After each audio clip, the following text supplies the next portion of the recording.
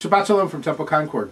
After a brief hiatus while I was in Cuba leading a mission there, I'm back and it's good to be home. The trip to Cuba was extraordinary. Our Torah portion this week tells of the Ten Commandments, and it's a Torah portion that most of the time gets noted for that piece, because after all, the Ten Commandments are a big part of our lives. But the name of the Torah portion is Jethro, because it talks about Jethro, who was Moses' father-in-law, at the very beginning. And the Torah portion really discusses Jethro's advice to Moses about needing help and getting help, so there are others who can help Moses govern and lead the Israelite people. But what's missing is a conversation about who Jethro was himself and his heroic nature. I think that there are many Jethros in our community today, and we need to learn about the original Jethro and honor him as well as those who are in our community today. Jethro, was Moses' father-in-law. Moses, you'll remember, grew up in the Pharaoh's house, had an unfortunate encounter with an Egyptian and a Hebrew slave, and took off to the wilderness. There he not only had the burning bush experience, but he also met a wonderful woman named Zipporah, and they got married.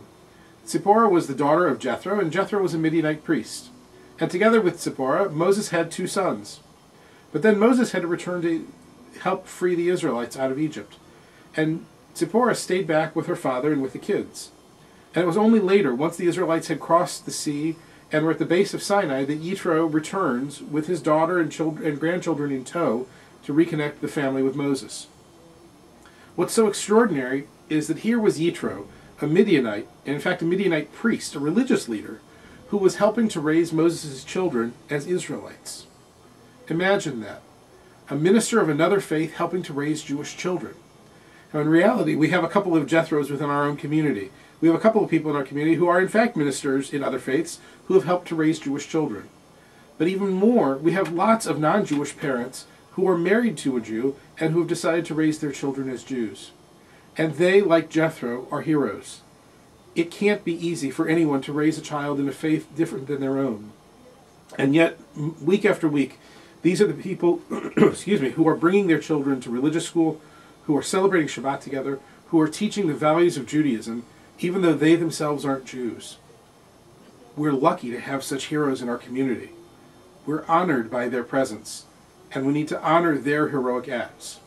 That's one of the reasons that we're having a special Jethro Shabbat this Friday night, to recognize the extraordinary acts of these people who aren't Jewish but are helping to raise the next generation of the Jewish future. They owe us nothing. We owe them everything. We owe them honor and thanks and gratitude because they're helping to build up our people.